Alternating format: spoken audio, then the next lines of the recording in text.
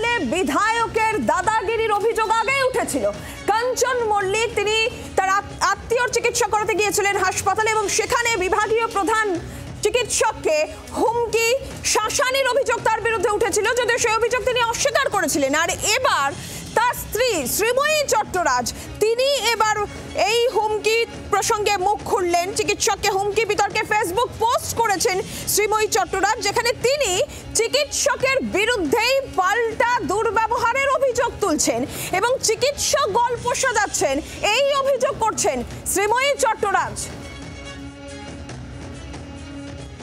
এটা হচ্ছে discharge summary যেদিন ছাড়া হয়েছে, এবং বিষয়টা হচ্ছে যদি আমরা প্রভাব খাটিয়েই দাদাগিরি করে, সকল যেটা আপনাদের ভাষায় দাদাগিরি করে দেখাতে যাবে, তাহলে আউটডোরে টিকিট কেটে লাইনে দাঁড়িয়ে কেনই বা দেখাবো?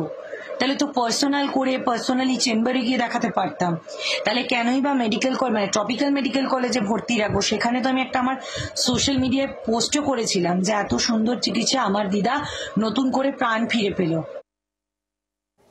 আপনারা শুনতে পাচ্ছিলেন শ্রীময়ী চট্টরাজ, কাঞ্চন মল্লিকের স্ত্রী, তিনি বলছেন যে চিকিৎসকই নাকি দুর্ব্যবহার করেছে। চিকিৎসকের বিরুদ্ধে পাল্টা গল্প সাজানোর অভিযোগ শ্রীময়ী চট্টরাজ করছেন। আমরা একটু বিস্তারিতভাবে এই বিষয়ে কথা বলবো। অয়ন শর্মা আমাদের প্রতিনিধি সরাসরি রয়েছেন আমাদের সঙ্গে। অয়ন, যে অভিযোগ কাঞ্চন মল্লিকের বিরুদ্ধে উঠেছিল বিভাগীয় প্রধানের সঙ্গে দুর্ব্যবহার, তাকে শাসানি, তাকে হুমকির অভিযোগ, এবং শ্রীময়ী চট্টরাজ বলছেন যে পাল্টা চিকিৎসকই নাকি দুর্ব্যবহার করেছেন, গোটা বিষয়টা এখনো পর্যন্ত কি জানা যাচ্ছে?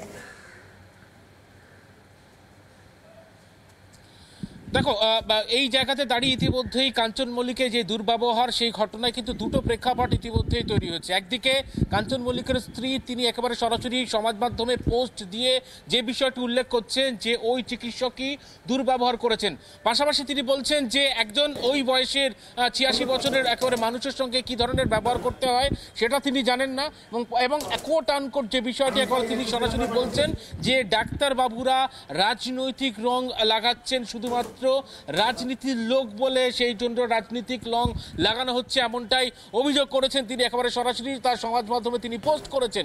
এবং এই জায়গাতে যেমন একদিকে এই বিষয়টা থাকছে, পাশাপাশি অন্যদিকে যে এখনো পর্যন্ত বিষয়টিতে হাসপাতালের তরফ থেকে কেন অভিযোগ করা হচ্ছে না, সেখানে দাঁড়িয়ে জয়েন্ট প্ল্যাটফর্ম ডক্টরস তাদের তরফ থেকে এই বিষয় নিয়ে আসবো। অয়ন, তুমি আমাদের সঙ্গে থাকো। একদিকে যেরকম শ্রীময়ী চট্টরাজ তিনি আবারও ফেসবুক পোস্ট করছেন এবং তিনি বলছেন যে ওই শিক্ষক দুর্ব্যবহার করেছিল, এই বিষয়টা যেরকম সামনে আসছে এবং এই প্রশ্ন উঠছিল যে হাসপাতাল কর্তৃপক্ষ কেন কোনো ব্যবস্থা নিচ্ছে না, হাসপাতাল কর্তৃপক্ষ কেন কোনো অভিযোগ করছে না। এই জায়গা থেকে জয়েন্ট প্ল্যাটফর্ম অফ ডক্টরস তারা এবার হাসপাতালে ট্রপিক্যালের ডিরেক্টরের কাছে অভিযোগ করেছেন।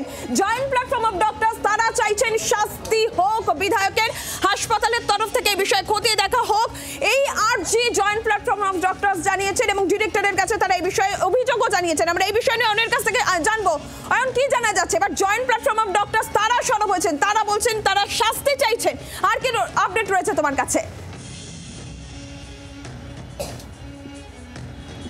দেখো, তোমাকে বলে রাখি যে কিছুদিন আগের একটি ঘটনা দেখি খেয়াল করি, সেখানে দেখা যাবে যে এইভাবে একজন চিকিৎসকের সঙ্গে দুর্ব্যবহারের অভিযোগ উঠেছিল একজন বিজেপি নেতৃত্বের বিরুদ্ধে।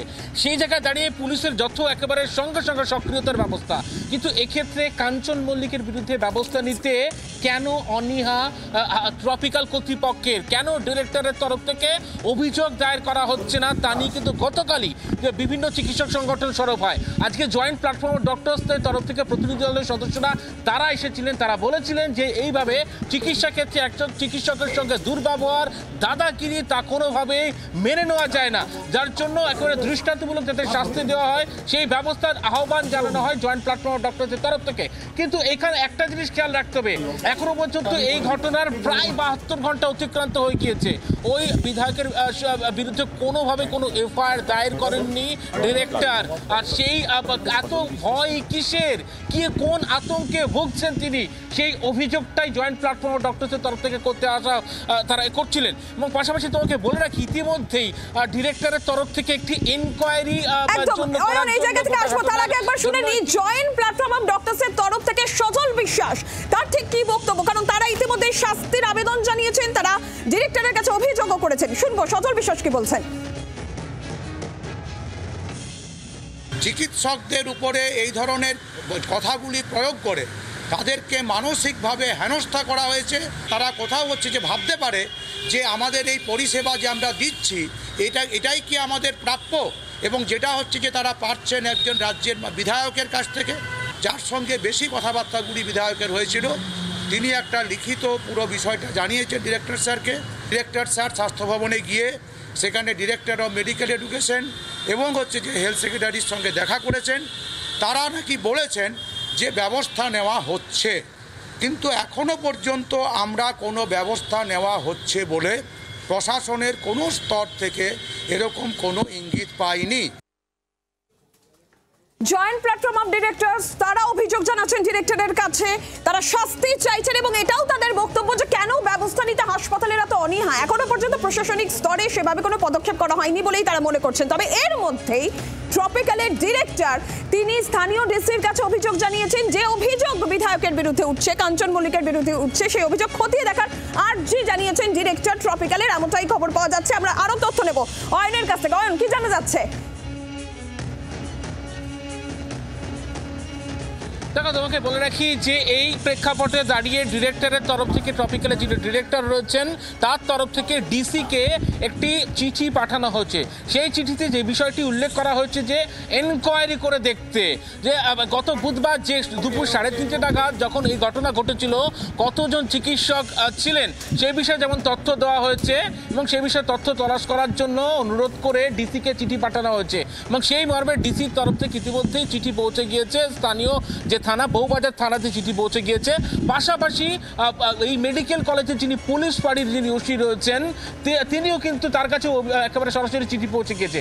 গতকাল জি 24 ঘন্টা প্রথম সেই ছবি দেখায় যে যখন আমার পিছনের যে গেট রয়েছে এই গেট দিয়ে পুলিশ প্রবেশ করে, বউবাজার থানার পুলিশ এবং মেডিকেল কলেজের পুলিশ ফাঁড়ির পুলিশ জি 24 ঘন্টা প্রথম খবর করে। গতকাল পুলিশ এসে ডিরেক্টরের একেবারে অফিসে গিয়ে জিজ্ঞাসাবাদ করে, তারপরেই পৌঁছে যায় একেবারে সরাসরি ইনকোয়ারি করে দেখার জন্য রিপোর্ট তলব করা হয় এবং সেই মতো এনকোয়ারি করা হচ্ছে ইতিমধ্যেই।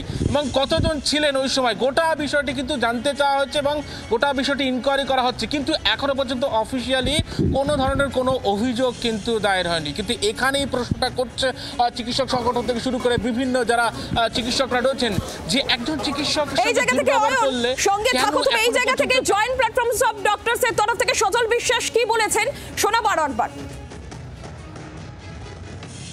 হাসপাতালে যদি কোনো রকমের স্বাস্থ্যকর্মীদের উপরে হামলা করা হয় বা হাসপাতালের পরিষেবায় যদি কেউ বাধা দান করে, তাহলে হচ্ছে যে হেড অফ দি ইনস্টিটিউট সঙ্গে সঙ্গে হচ্ছে যে তিনি যেটাকে আমাদের জেনারেল ডায়েরি বা ফার্স্ট ইনফরমেশন রিপোর্ট পুলিশের কাছে সেটা জানাবেন। কিন্তু এই ক্ষেত্রে আমরা যতটুকু ওনার সঙ্গে কথা বলে জেনেছি যে উনি এখনও পর্যন্ত কিন্তু এরকম পুলিশকে ওনারা কিছু জানাননি। উনি যেটা বলেছেন যে এখানে একটা ঝামেলা ঝঞ্ঝাট হচ্ছিল, একদম কোট আনকোটই বলছি, এইটা শুনে পুলিশ হচ্ছে যে এসে ওনার সঙ্গে দেখা করেছে। আর এই জায়গা থেকে যার বিরুদ্ধে এই অভিযোগগুলো উঠছে উত্তরপাড়ার বিধায়ক কাঞ্চন মল্লিক, তার সঙ্গে বারবার আমরা যোগাযোগ করার চেষ্টা করেছি কিন্তু তিনি ফোন ধরেননি। এত বিতর্ক, যেখানে তার স্ত্রী ফেসবুক পোস্ট করছেন যে চিকিৎসক দুর্ব্যবহার করেছেন তাদের সঙ্গে, এই অভিযোগ পাল্টা তারা করছেন। এবং ইতিমধ্যেই জয়েন্ট প্ল্যাটফর্ম অফ ডক্টরসের প্রতিক্রিয়া আপনাদের শোনাচ্ছিলাম, তাদের বক্তব্য শাস্তি চাই, কেন কোনো হাসপাতাল কেন এই অভিযোগের পর কোনো ব্যবস্থা নিচ্ছে না, পদক্ষেপ করছে না, এই অভিযোগ যখন তারা করছেন। ইতিমধ্যেই যে খবর আপনাদের জানাচ্ছিলাম যে ট্রপিক্যালের ডিরেক্টর ডিসির কাছে অভিযোগ জানিয়েছেন, যে অভিযোগ বিধায়কের বিরুদ্ধে হচ্ছে তা খতিয়ে দেখার আর্জি জানিয়েছেন। এই সবের মধ্যেই আমরা বারবার যখন অভিযুক্ত বিধায়ক উত্তরপাড়ার বিধায়ক কাঞ্চন মল্লিকের সঙ্গে যোগাযোগ করার চেষ্টা করছি, তিনি কিন্তু কোনো রেসপন্স করছেন না, তিনি ফোন পর্যন্ত ধরেননি। আর এ প্রসঙ্গে বিরোধী দলনেতার বক্তব্য কি, শুভেন্দু অধিকারী কি বলছেন শুনুন। ওর সঙ্গে রাজ্য সরকারের পুলিশ দেওয়া আছে,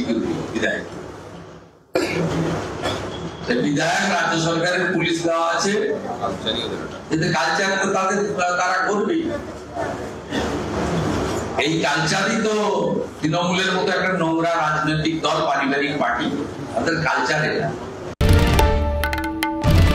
বাংলার আওয়াজ, বাঙালির আবেগ, জি 24 ঘন্টা।